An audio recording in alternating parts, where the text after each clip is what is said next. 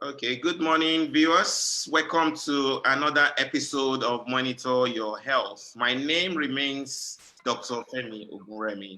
I'm your host for today. We know that COVID has, been ravaging the planet since December 2019 when it started in Wuhan. There have been a lot of conspiracies. There have been a lot of theories. There have been a lot of knowledge. And knowing fully well that this is a new virus, we are all learning as we go. This learning has thrown a lot of confusion, pandemonium in the situation. The past few months, in fact, past 1 year, we have been battling in Nigeria with COVID-19. There are people who do not believe that COVID-19 exists in Nigeria. There are a lot of reasons that people are brought onto the table. Today, I'm bringing on into the program Dr. Oluseyi Adeshola, who is the director in one of the isolation centers in Lagos State, in Onikan. Dr. Adeshola, you're welcome to the program. Thank you very much, Dr. Ogunremi. Okay, so the idea is for us to ask questions to understand with people who do not believe that COVID exists in Nigeria. Since the very first case of COVID-19 in the country, Dr. Adeshola has been involved in the front line as a consultant, I think infectious disease, yeah, if I'm right, or respiratory physician, one of the two, yeah. But he's been in the front line, fighting this battle. Before the advent of COVID-19, we were thinking that Donald Trump was going to press the nuclear button and the whole world would be, in pandemonium. But infection has come to show us that there is another battle that we might need to fight, and that battle will be through the health care practitioners. So today, I welcome you onto the program. Please, can you introduce yourself to the audience? Thank you for inviting me, Dr. Ogunremi. My name is Dr. Oluseyi Adeshola. I work in Lagos State with the Lagos State government at the Infectious Disease Hospital, now known as Mainland Hospital, where the first case of COVID-19 in Nigeria was managed. I was also the director of Onikan Isolation Center when it opened last year until it was closed. And I was there for many months before I eventually returned to Mainland Hospital to continue the work. Thank you so much. So there's been a lot of, agitation. There are so many people who do not believe that COVID-19 exists. What do you have to say to this with your experience? Well, COVID-19 exists, whether they believe or not. We have managed so many cases where I work. Oftentimes, a number of people who never believe it exists. Initially, they didn't believe it existed until they were infected and they came face to face with the virus. But they were lucky to survive it. So many of them are now like ambassadors of the preventive measures for COVID-19. So many people do not believe because they haven't seen somebody who was infected. So COVID-19 exists, whether people believe or not. Thank you. Thank you so much. So with your experience in Onikan, during the first phase of the pandemic, when we look at Lagos as a state, because that time there were so many people, a lot of people didn't, think, it was necessary for them for the lockdown we had, when people were not really happy about it. And then people were not even keen to do all the preventive measures. But in practical sense, during your time in Onikan, what are the things that you could bring to the fore of the people so that they can learn to know that truly there was an issue then, and the issue is even more now during this second phase? Thank you very much. I must stress here that Onikan was just a short period of time.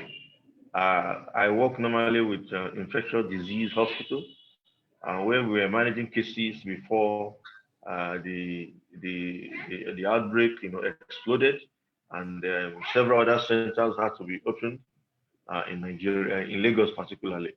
And I had to go and man one of the centers because the mainland hospital couldn't cope with all of the cases. It was a tough job to do because in reality we hadn't done something like that before in this country. We hadn't opened isolation center outside the regular government hospital before, so we were doing it for the first time. And then a lot of patients came in. We managed so many cases. Even while I was at Onikan, we managed almost 600 cases at Onikan. Mainland Hospital also continues to manage a number of cases there, much more than that because it had a bigger capacity to manage. And then even during that process, organization, a COVID was formed, and within the IDH at Yaba in Lagos, they built another center within that same premises to house almost 150 cases. So it's been a very, very, very huge assignment, and it's been a very, very busy schedule from the beginning of last year even till now. So we so many cases in Lagos State that were managed actually passed through, and I mean those ones that got admitted, they Mm, passed through mainland hospital, and then a few of the other isolation centers that were opened in Lagos State. okay, thank you. You know, there's one thing that people, I mean, that seems to sort of control the way people think. We see all these visuals from the developed countries, people dying, people in the hospital. We see the hospital looks like the moon, and we could see this visual, especially before we got the first case in Nigeria. And the first case came, and everywhere was quieter. There was nothing much. We couldn't feel it. We couldn't palpate it. The way they palpated it in that part of the planet, and then Well, I think that then led to the situation where people started thinking maybe this is just the way of government trying to steal money absolutely. again.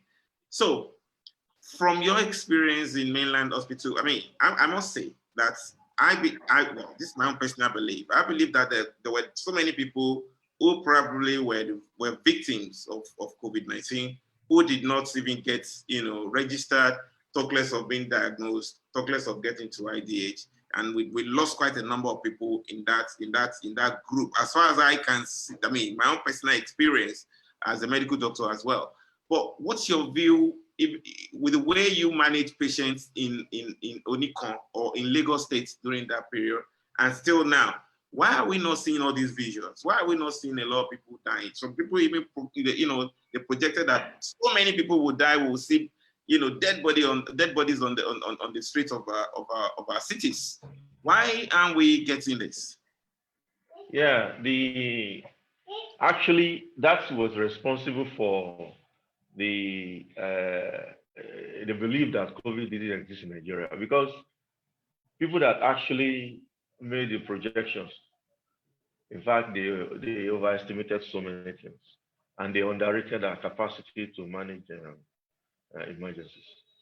They forgot that we had been involved in managing Ebola, and that experience, particularly in Lagos State, rubbed us on us. I mean, it really rubbed off again. And we enter into the outbreak in Lagos State with a lot of confidence. And then we're also fortunate to have people that donated so much, a lot of things, banks, individuals, and so on and so forth. Now, the issue is there were bad cases during the first wave, really bad cases. In fact, there were months when people were just dropping dead. Many Wow. people were dropping dead, yes, and a number of those people were actually suspected cases. And there was nothing that we could do at that point in time. But you see, COVID in Nigeria is laced with a lot of stigma. So many people didn't want to be identified. Many people, beginning with the index case, people didn't want to be identified. They didn't want to accept until the few people started getting better. People never believed that we could do what, in their own opinion, some of those foreign countries couldn't do. And again, people felt that, look, if you see patients dying in their numbers in the US, how come Nigeria is able to manage that people are not dying? They forget to realize that it is not just the severity of the disease that leads to death. There are so many other issues. Our own immunity was able to handle the virus better than what you had in Europe. And then the fact that the disease did not start in Africa, in Nigeria, for instance, gave us a lot of time to prepare.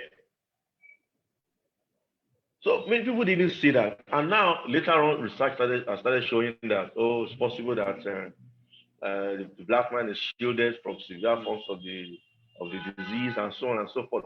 These things were there. And in any case, those they were asking to see dead bodies on the street, to see people dying in the hospital, the point is that if they were to be admitted, they wouldn't like their faces to be shown. So, it's unfair for us to be releasing pictures of people that were on admission when they actually wanted secrecy concerning the virus. And then our ICU component, particularly at Mainland Hospital, was increased. I mean, the ICU services rendered for COVID-19. We didn't have such facility there within the hospital. So everything had to be, started from, almost from the scratch. But we were able to get it done within a very short period of time. But the answers I've been giving people is that, look, in this country, if you had COVID, would you want your face to be shown? Will you give us permission to do that? You're asking to see the faces of those who are in ICU, who are ill, and so on and so forth. But would you? And many of them actually, they said no. So many people were admitted. And when pictures started coming out, many people even got confused that, look, how come people in Europe, what the pictures we're seeing are simply people who are very sick, who have a lot of tubes attached to them, almost dying. And then in Africa, you see people that are just lying in the hospital, they are walking around and gisting and stuff like that. The thing was that we were admitting as many of those cases as we could pick. So although that was a bit, in the long run, it was less expensive for us. And it also helped us to flatten the curve earlier. Because at that time, once we identify you to have COVID, we take you into isolation center. We're not allowing people to go. So by removing them from community, the number of people that could be infected through those people that we had removed actually went down. So we couldn't reach that very high level that other countries were reaching. Like in Italy, for instance, people were being managed in their homes. The index case that we had at Mainland Hospital, he didn't really have any severe symptoms, but we took him in. While in his own country, other people that were infected, even people that were related to him, they were actually isolated in their homes. So, and even during that period, it doesn't mean that we have better capabilities than those other countries, but strategies actually differed at that point in time. Even people related to the index case actually died. He got the news while on admission. And that formed one of the basis for his own fear that, look, if people will be dying in my country, what will happen to me? Meanwhile, he got better and got discharged. He didn't have any severe cold. We were focusing on breaking transmission initially. So we were catching people before they fell ill. Whereas in those other countries, so many people were being treated in the community. And we know that there's no way you can break that chain of transmission by encouraging solely, by asking people to self-isolate in their homes. Many people would not do that. That may be responsible for what we saw last year. The story for this year. Yeah. Carry on. The story for the second wave is different. At that time, only a few people were on oxygen. But now, at Mainland Hospital, where we have been the bulk of the patients, almost 9 out of 10 patients have been put on oxygen at the point of admission. Almost 9 out of 10 presenting to us have been put on oxygen. I'm not talking about people that are just going to do tests. I'm talking about those who are sick and who have to come to the hospital. 9 out of 10. Like, look at the number. Whereas during that period, maybe you had just maybe 1 or 2 out of 10 needing oxygen until we got to the critical point. So that tells us that obviously this second wave, the variant that is responsible is more virulent, maybe more aggressive than what we had the very first time. Exactly. Yeah, so we have more sicker people this time around than we had during that time. Wow. Initially, now, you mentioned, before we go into some of the questions that people are asking in the public, you mentioned something about, the strategy. And I want us to, just in the next maybe 2 minutes, look at the strategy that we used the first time. I know you talked about, we're more focused on, controlling the spread during that time. But this time around, are we using a different strategy? Because I know obviously if we're overwhelmed with resources or things like that, but what's the difference between the strategy we used before and what we're using now? Yeah. Again, this second wave, we still have we had a lot of opportunities because all the centers we had opened, almost all of them were still in existence, and Lagos State particularly are trained so many people, even healthcare workers that are not even on the response at the moment. So we have the capacity ready. And one other strategy that we eventually grew up to using towards the, in the first wave, so towards the middle of the first wave was the home-based care, involving the local governments. There was a particular pillar that was dealing with that. Anybody that was diagnosed was being managed at the home-based level. They were being contacted, and then they were managing them until maybe the clinical symptoms, got worse, and then evacuation will be informed, and then case management also will be informed, and they bring them into the hospital. Now, that particular style is now very much improved. Many people already have access to hotlines in the state, and particularly about Lagos State now. They can call in sick, and some of them may not really need to be on admission. So we are keeping close watch on them in their homes. But anytime the situation changes, immediately they are brought to the hospital. So it is not that at this point now, it is impossible to admit every single case of COVID-19 in Lagos State. We are focusing on the moderate to severe cases. The mild cases, unless when you look at their ages or some severity conditions, we do not admit them. Okay. So, and then now you see a lot of older people, so many people with comorbidities, hypertension, diabetes, and so on and so forth. So that happened too during the first wave. But we now know that some people are a particular category is more likely to come down with severe disease. While the other groups, the young people, those who do have comorbidity, they have very mild, some have asymptomatic, some have mild diseases. Right. Thank you so much. I think the worry more is those people who are asymptomatic, who will be tagging the virus everywhere and people are picking it. And looking in that angle, what would be your advice in terms of preventing, the spread? Obviously, now that our strategy is a bit different from what we did the last time. Last time we're locking down, we're closing up, we're taking isolated cases. This time around, we have so many people, infected in the community. Community spread is really, really high now. And we have more virulent, more aggressive virus. So what can you say in a few words as to what people need to be doing to prevent, the spread in the community? To be honest, I do not think it should be economically, socially, realistic to lock down the country again. We paid a very heavy price during that period, and we all know what happened immediately after, and because of economic deprivation. Now, we can lock down again. It's not even advisable.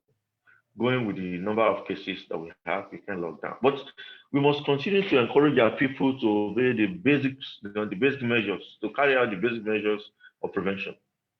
Avoid social gathering, use of face mask and hand washing. If we could do this, definitely we'll be able to survive. We'll be able to come out of this infection. Good. The truth is that we can't prevent every single transmission, but we can ensure that even once you're infected, you are tested, and then once you know you're positive or you suspect you are positive, you can self-isolate yourself in your home. Mm. Since we know that the bulk of COVID-19 is a mild disease, the bulk of infections are actually mild. They will not even need us admission care. Hospital care. So we can lock down again. That's why I'm sure the Lagos State government passed some, regulations concerning social gatherings, and I assure you, people are actually being arrested. Gatherings are being dislodged, and then enforcement officers are moving around to do their very best to ensure that we do not reach the kind of levels we got during the first week. So we can lock down, but individual responsibilities must be carried out regarding that. We should understand that the virus is there, and then do what we need to do. Those three things, and we're good. But looking at the population, or not the population, the group of people that we have in this country, yes, a lot of people have been saying it. I don't know. How do we ram this thing into the head of the people? Because it looks like people are just not getting it. There are so many people out there. Yes, as we're doing this, you and I know that this is situation. I don't know whether this is where the role of the government then has to come into very swiftly and very strongly. For those ones out there who are very nonchalant about it, even our colleagues, doctors, nurses, pharmacists, they're very nonchalant. I've done a lot of trainings for some of these healthcare practitioners, and I see the way people are so nonchalant about this social, distancing, face masking. You still have to be shouting, wear your mask, when you're even telling the doctor that one, how much more of the person in the garage who is doing his business, I believe that's where his livelihood is. So what can we do in this way? Because I believe those are the ones that are actually spreading this thing. You go to the park, you go to the what do they call it? To the markets and all these places where people still gather and in large number. They're not bothered. Is there anything that we can do? How do we get these people engaged in this process of preventing the spread? No, schools as well. There is yes. To be honest, as it is happening in Nigeria, it is happening in even the advanced countries. Otherwise, why would the cases be skyrocketing in those advanced countries if it wasn't happening there too? Actually, because we have the benefit of full understanding of our society, that sometimes we think we are worse than other people. Why will, for instance, the United States have millions of cases? Why? It's because people there are not observing all these measures. That's just the simple reason. It is not because it's a failure of government. People are not observing because these measures are so personal. And such personal measures require behavior change, or let's say behavior modification. And you and I know that behavior modification is an extremely difficult thing. People just can't understand. Why do I have to cover myself everywhere I'm going? They just, actually, the covering now is to them is like an antisocial behavior. I want to take pictures. I can't show my face. Everywhere I put clothes over my. So it's going to take a while to change. And we cannot lock down people just because we just want to force behavior change. When we locked down the first time, the moment people were released, what happened? They went back to their normal lives. So we can only continue to do enforcement. That is what we could do. Enforcing, putting out some regulations, and then continue to do public health enlightenment. Awareness here and there. That is what we can do. Okay. That Thank is you. what we're seeing. Yeah. What we're seeing in them not obeying these measures. Actually, that is an indication of the success of our efforts. What I mean is this: if you see a country where everybody is actually putting on their face mask, it means that the efforts of the health workers, their efforts are actually yielding. So it means we haven't done enough. We shouldn't say the people are bad. We are from the same society. Maybe there's a language we need to speak that we haven't spoken. And I think it means that we need to do enough more than what we're doing at the moment. But lockdown is simply not the way to go at the moment. No, I completely agree. But in terms of advocacy, obviously, I don't know. I sometimes feel that there are a lot of people out there who are still not well educated about, what we're talking about. There are a lot of, myths. People, and then somebody asked the question, which I'm even going to throw out to you now. There are a lot of stigmas. We stigmatize COVID-19, and somebody is asking a question here. How can we begin to address stigma associated with, COVID-19? That's a question posed to you anyway.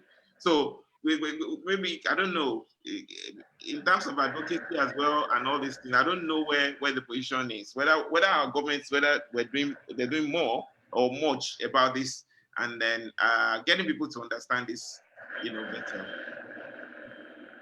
Well, the truth is that stigma is actually hindering a lot of control efforts.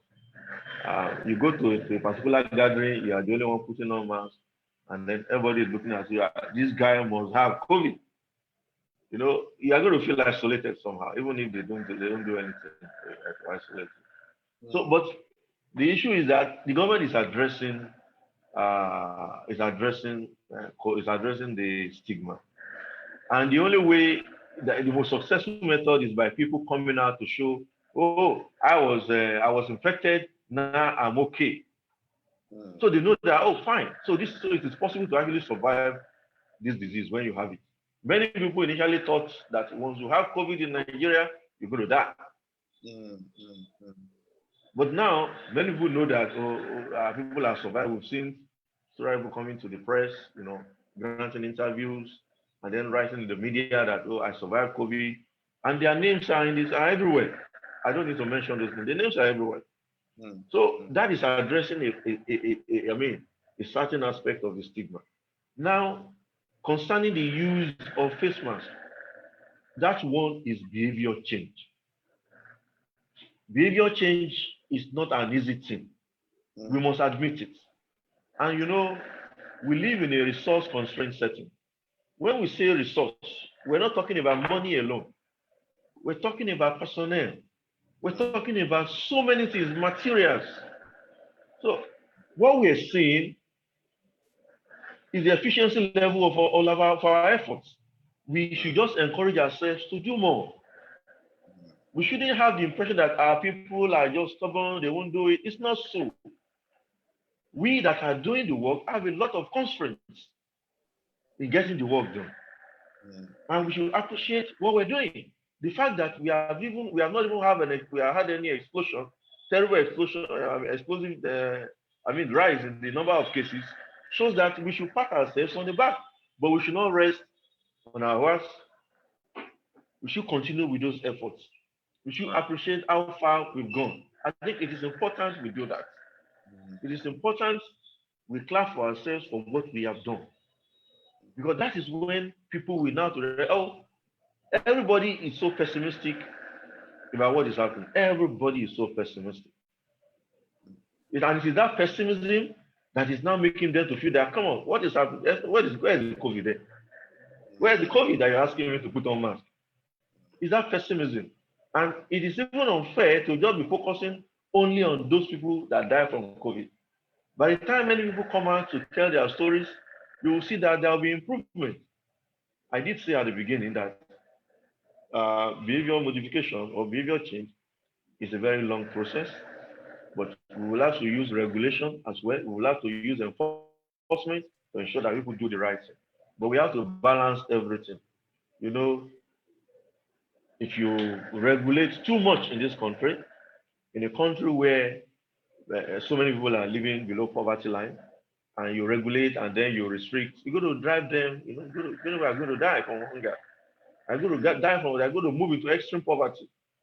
So we have to balance all of these things. It's not easy balancing, but we have to continue to work together and to continue to engage the various associations and groups, that these people that you have mentioned actually belong to. Thank you so much. You. Now, there is a question I want us to pick quickly before we start rounding up. Somebody said schools still remain a risk for the spread. What is your take on this and your advice for school owners? Yeah, to be honest, all these things, public health is not straightforward medicine. Public health deals with politics. Public health deals with finance, with policy. Public health deals with sociology, and so on and so forth. Now, the truth about the virus is that it doesn't really do much to children. So the schools are not a problem in themselves. But we know that it can spread, and those children are likely to take, the virus back home, so the very homes where they come from. And parents, elderly people in the community are likely to catch it. We've seen an example of one of the schools in Lagos where the infection, there was an outbreak, and then so many people were infected, so many children were infected there. But the government kept them in the school. They didn't go home, and the case was managed. That case was managed. But you see, I know that there's a lot of challenge with we can't lock the schools. The option will have been fine. Let us stop physical schooling and move on to online schooling. In reality, how many of our schools have the capacity to switch within the time that they have? Even those who have the capacity, how many of the parents can afford, to actually pay more to offer that kind of service? You know what happened last year? I'm not advocating. I know that decision must have been based on a number of considerations. If you say, fine, lock school, and then you lock school. With virtual schooling, you need fewer teachers, actually. And that means that the schools are going to lay off, especially the private ones. They are going to lay off many people. When they are laid off into the society, what happens after? So these things actually have to be balanced. It is not easy taking that kind of decision. We can say, lock the schools. And then you lock the schools, parents are not paying, children are only at home, and then it's so many things will just get disrupted within the shortest time possible. So we have to balance it. Okay. Thank you. If it is for instance, okay. All right. I think. All right. I'll let you finish that. You were going to say something. Yes. For the day school, there might be a need to actually restrict, but for most of the government schools cannot offer any online content at the moment. So the truth is that schooling will have to go on. That's just the truth. Wow, thank you so much. There's an elephant in the house I want us to discuss quickly in 2 minutes. Now, we believe there have been a lot of, talk around ivermectin as they use, obviously we have the vaccine. We don't even know where we stand with the vaccine as it stays now, because there are a lot of things, there are a lot unknown about the vaccine. Unknown in the sense that we give the vaccine, we know for a short while, it gives you, that boost of immunity, and you're covered, after 2 weeks, and then you need to have the second shot. We're not sure whether this prevents people from spreading this disease. We're not even sure the long-term effect of the vaccine. there are quite a number of things that is going on. Still advisable because it's the best option we have now. There are new variants that is coming out. We don't know whether the vaccines we're having, whether they cover the new variants and things. But then we discover we've got so many things along the line, chloroquine and all the quiz and things. But now we have this ivermectin, which is the medicine that we've used for a very long time. It's on the essential drug list for WHO. You know, it's used for worm and river blindness and things like that. Now, we are having from all over the world that research are pumping out that this Japanese invented, drug is actually, the lifesaver. What do you think? What's your take on this? Well, I'm a scientist. Last year, we had a number of things, a number of drugs that came up. Even at the point in time, we were using lopinavir, ritonavir, aloe vera. We were also using, some people were using chloroquine, azithromycin, and so on and so forth. At the point in time, we stopped using aloe vera in Lagos State, and then we were managing people symptomatically and dealing with the complications, and people were getting better. So until recently, we should be able to balance, we should be able to know what exactly to get from ivermectin. I know that a number of studies have been done, and I'm aware of one or two from Nigeria here that was done last year. But it is still important for us to go there with caution. I actually believe that if ivermectin has been proved to work, we should actually buy ivermectin instead of vaccines, because it is better we go for something that can prevent, that can reduce the time it takes for somebody to stop shedding the virus.